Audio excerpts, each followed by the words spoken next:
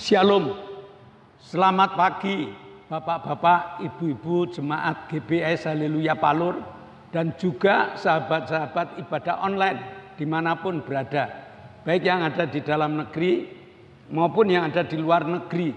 Mari kita satukan hati, kita belajar mengapa harus Bethlehem. Mari kita tunduk kepala. Bapa, kami mengucap syukur Kau Allah yang luar biasa. Kau memperkenalkan dirimu kepada kami anak-anakmu supaya kami makin mengerti rencanamu di dalam hidup kami dan kami makin mengenal Engkau sehingga kami tidak mengikuti atau tidak mengalami ketakutan dan kekhawatiran karena perjalanan hidup kami ada di tangan-Mu. Terima kasih Bapak. Kami menyerahkan pelajaran hari ini dalam tangan kemurahan-Mu dan dalam nama Yesus kami telah berdoa dan mengucap syukur. Yang percaya katakan amin. Tema hari ini, mengapa harus Bethlehem?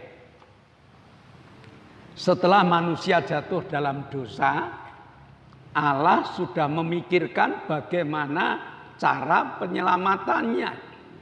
Tidak hanya sekedar memikirkan, Allah mulai membuat jalan agar manusia yang tadinya sudah jatuh dalam dosa itu dapat menikmati kemurahan Allah yang luar biasa.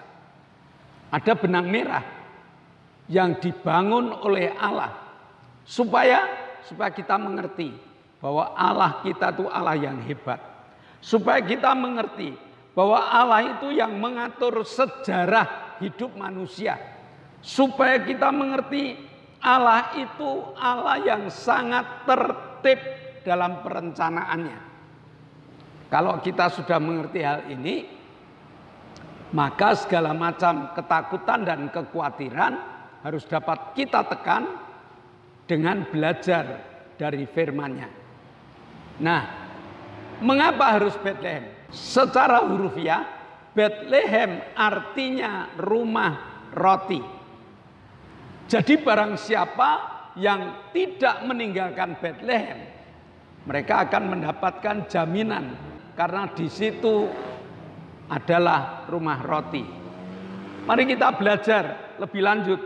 Kejadian 35 ayat 19 sampai ayat 21.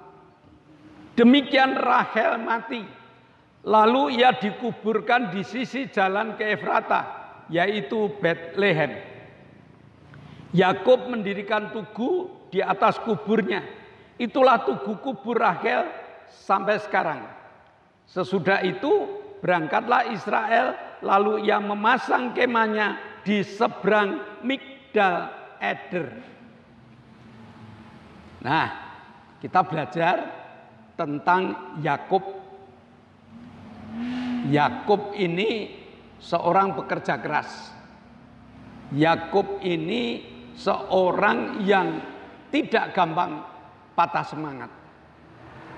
Yakub yang sudah menipu Esau, lalu dia lari ke rumah pamannya, Laban. Sampai di rumah pamannya, dia harus bekerja. 7 tahun dia bekerja. Selesai bekerja 7 tahun, dia kepingin mendapatkan Rahel. Pamannya ngomong, kamu 7 tahun lagi bekerja, kamu dapat Rahel. Setelah bekerja 7 tahun, bukan Rahel yang didapat, tetapi Lea. Waduh, dia sangat-sangat sedih. Lalu pamannya mengatakan, kalau kamu mau dapat Rahel, kerja lagi 7 tahun. Akhirnya dia bekerja 7 tahun, dapat Rahel. Wah, sudah. Jadi untuk mendapatkan Rahel itu, dia bekerja 21 tahun. Tidak apa-apa. Pekerjaan yang sulit, yang lama, tertebus juga dengan adanya Rahel. Lalu Yakub pengen pulang ke rumah Ishak. Lalu dia lari Dia membawa anak-anaknya, membawa istrinya, membawa ternaknya. Dia pulang. Sampai akhirnya si Ribkah mati. Di suatu tempat Ribkah mati. Tempat itu Betlehem namanya.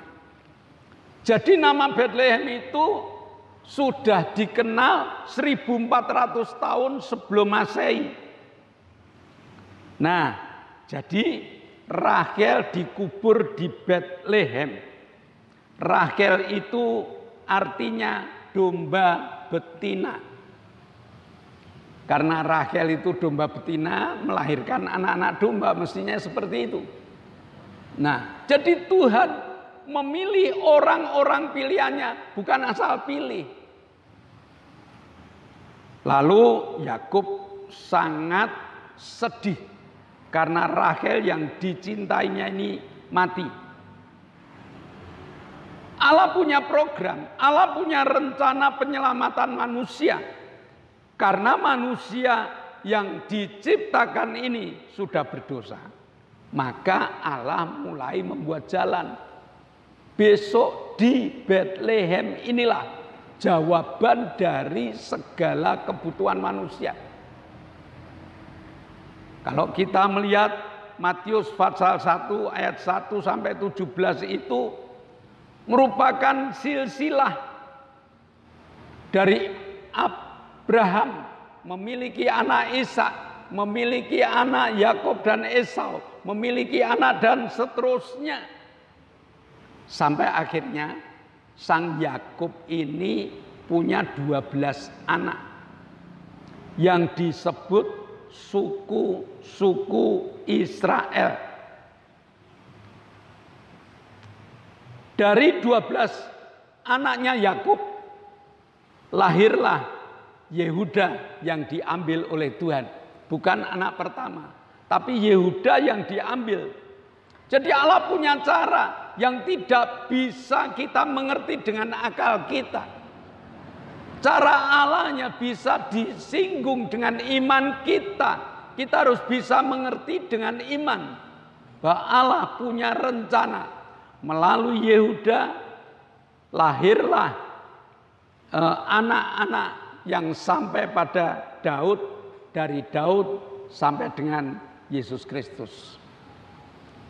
Secara kemanusiaannya seperti itu. Lalu sejarah tempatnya sekarang.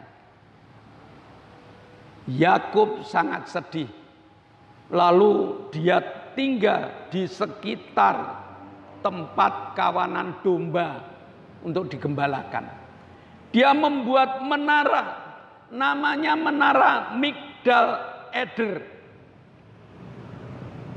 Nah, di Migdal Eder inilah dia memberikan, di Migdal Eder inilah menara penghiburan. Yakub yang sedih karena kehilangan istri, lalu dia membangun menara, namanya menara penghiburan, yaitu Migdal Eder. Nah, jadi setiap kesedihan Allah sudah siapkan satu tempat yang luar biasa. Tadinya Betlehem adalah rumah roti, sekarang Migdal Eder adalah tempat penghiburan. Di situ Yakub memiliki satu tempat kalau dia sedih karena ingat akan Rahel, dia berada di menara itu. Lalu apa yang terjadi di menara Migdal Eder ini? Migdal Eder ini satu tempat penggembalaan domba, domba-domba Yakub. Dan di Migdal Eder ini domba-domba ini yang akan diberikan nanti ke pusat Bait Allah. Setiap orang yang ingin mengorbankan korban, dia harus mengambil domba dari Migdal Eder ini. Kenapa? Karena domba di Migdal Eder ini adalah domba yang terpelihara dengan baik. Begitu lahir anak domba, dibungkus dengan kain lampin untuk dihangatkan. Nah, mari kita balik sejenak.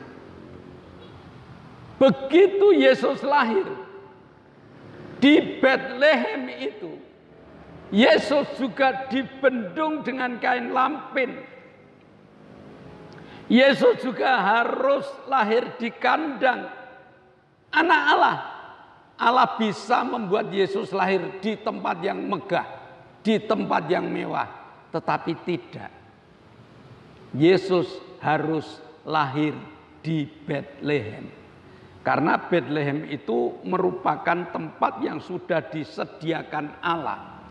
Mika pasal 5 ayat 1. Tetapi engkau hai Betlehem Efrata, hai yang terkecil di antara kaum-kaum Yehuda, daripadamu akan bangkit bagiku seorang yang akan memerintah Israel, yang permulaannya sudah sejak purbakala, sejak dahulu kala.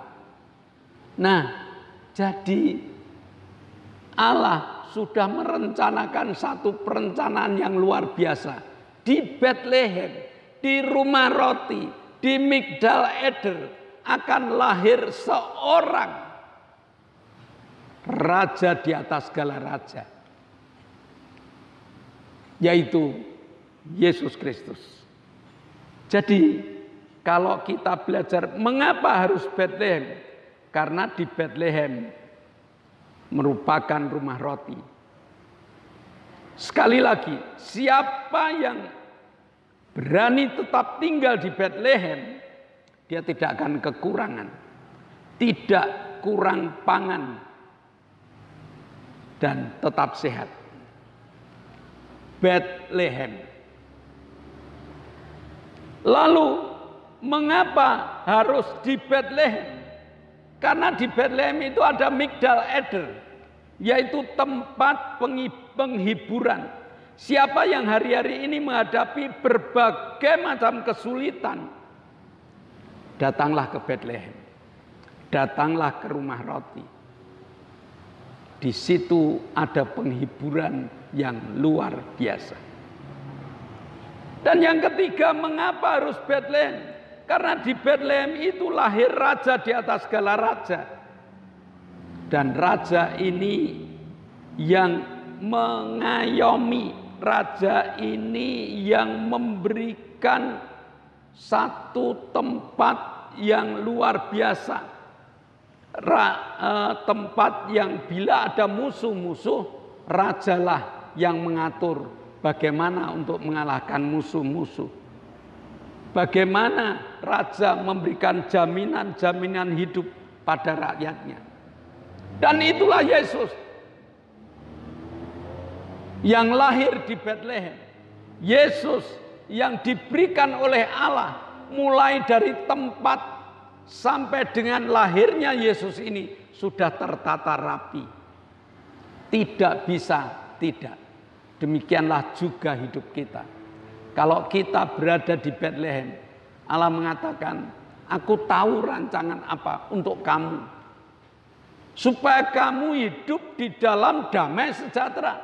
Bukan kecelakaan, supaya kamu hidup di dalam kemurahan Allah. Di Betlehem inilah kita akan menemukan segalanya. Jadi, mengapa harus Betlehem? Karena Betlehem merupakan tempat jawaban bagi manusia yang menghadapi permasalahan hidup. Jangan tinggalkan Betlehem. Melainkan mari kita berada di Betlehem, ketemu dengan Yesus yang memelihara kehidupan kita, yang menebus dosa kita, dan memberi masa depan yang penuh dengan harapan. Mari kita berdoa. Bapa, kami mengucap syukur kok Allah yang telah merancangkan lahirnya Yesus, lahirnya Juru Selamat, Engkau juga Allah yang telah merancangkan lahirnya kami. Sehingga jika kami tetap berada di Bethlehem, kami bersama dengan Yesus. Di Bethlehem ada kemurahan Allah. Di Bethlehem ada penghiburan. Dan di Bethlehem ada rumah roti yang membuat kami tetap hidup. Meteraikan firman-Mu dalam hati, jiwa, dan roh kami Bapa. Dan dalam nama Yesus kami telah berdoa dan mengucap syukur. Amin. Nah Bapak Ibu, sebelum kita berpisah satu dengan yang lain, mari ada beberapa pengumuman yang harus kita perhatikan bersama-sama. Di zaman new normal ini, mari kita tetap taat memakai masker di tengah-tengah hiruk pikuknya dunia ini. Kalau kita berada di tempat-tempat yang ramai, kita harus pakai masker. Apalagi ini musim pancaroba, hujan baru datang awal, sehingga banyak virus, banyak penyakit di pancaroba ini. Yang kedua, GBIS Haleluya Palur itu sudah mengadakan ibadah onsite dengan jadwal sekolah minggu jam 7 pagi, ibadah umum jam 9, dan selesai ibadah umum ada ibadah muda remaja. Hari Selasa ada ibadah pendalaman Alkitab mulai jam 6 sore. Dan Jumat ada ibadah permata dan ada ibadah cabang. Juga dimulai jam 6 sore. Maka bagi Bapak Ibu yang belum ikut kegiatan, kami mengundang supaya Bapak Ibu ikut dalam kegiatan ini. Yang ketiga, ibadah online doakan supaya tetap jalan. Ya, ibadah online tetap jalan. Doakan agar kru semangat tinggi, doakan kru sehat. Doakan alat-alat awet. Kemarin HP mengalami kebocoran sehingga ada sinyal yang masuk, sehingga Selasa tidak bisa kita mengupload ibadah online. Doakan Bapak Ibu. Dengan doa Bapak Ibu, ibadah online menjangkau banyak jiwa dan Tuhan memberkati. Nah, mari Bapak Ibu kita akhiri di dalam doa syafaat. Kami bersyukur padamu Tuhan, Engkau telah pimpin kami bersama beribadah dengan sukacita, Engkau hadir, Engkau memberkati. Sekarang Bapa, kami berdoa untuk bangsa dan negara kami. Terima kasih Bapa, Engkau tempatkan kami di negeri Indonesia ini yang subur, berlimpah, berkat-berkat yang Kau berikan. Bapak, kami berdoa untuk para pemimpin negara. Bapak pimpin berkati pemimpin-pemimpin negara kami. Terlebih Bapak Presiden Joko Widodo, berkati beliau dengan kesehatan yang baik, hikmat, kebijaksanaan di dalam mengelola negara kami. Kami juga berdoa untuk para menteri, berkati beliau ya Bapak. Kami berdoa untuk gubernur, wali kota, bupati, camat, lurah, berkati beliau. Sampai pemerintahan yang paling bawah, RT RW, berkati beliau untuk melaksanakan segala instruksi Presiden, agar negara kami kedapatan aman, damai dan sentosa. Berkati TNI, Polri di dalam mengamankan negara kami. Kami menyerahkan semua ke dalam tangan-Mu Bapa. Dalam nama Yesus kami berdoa dan bersyukur. Bapa, kami mengucap syukur Kau telah memberkati ibadah kami dari awal, pertengahan sampai akhirnya.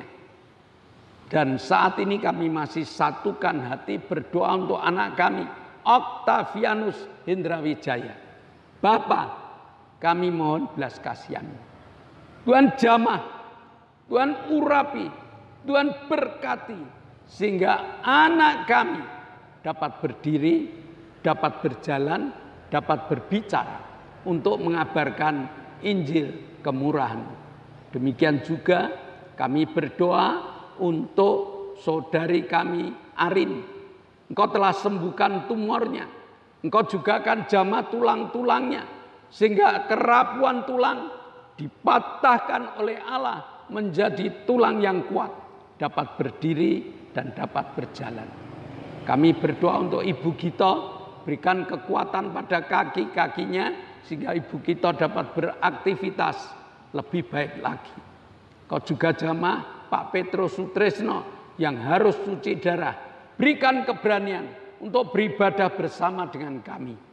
Terima kasih Bapak. Kami berdoa untuk Ibu Linda, kami berdoa untuk Ibu Setyo Purnomo. Kau jamah, Kau sembuhkan sehingga kedua ibu kami dapat beraktivitas dengan baik karena segala penyakitnya telah disembuhkan. Kami berdoa untuk Pak Paulus Sugito, saudari kami Lili, Ibu Bambang, Bapak Sriono. Mereka telah sembuh. Mereka mohon kekuatan, keberanian untuk menikmati kesembuhan yang sempurna. Terima kasih Bapak. Sebentar kami akan pulang. Kami akan berpisah satu dengan yang lain. Bapak, curahkan berkat-Mu melalui Engkau buka tingkap-tingkap langit-Mu. Jemaat yang dikasihi Allah, kedangkanlah tangan-Mu. Nikmatilah segala berkat yang Allah kirimkan untuk engkau. Karena saat ini Allah telah buka tingkap-tingkap langitnya dan mencurahkan segala berkatnya. Terimalah berkat untuk rumah tanggamu, berkat untuk usaha pekerjaan, berkat untuk rancangan-rancangan hidupmu, berkat jasmani, berkat rohani, mengalir dan mengalir limpah. Sampai setiap orang pun akan mengatakan engkau diberkati. Dan jika kita berpisah satu dengan yang lain, bawalah berkat dari Allah Bapa, cinta kemurahan dari Tuhan Yesus Kristus, serta persekutuan Roh Kudus menyertai engkau mulai hari ini sampai Maranatha, Tuhan Yesus datang yang kedua kali. Yang percaya katakan amin. Shalom. Tuhan memberkati.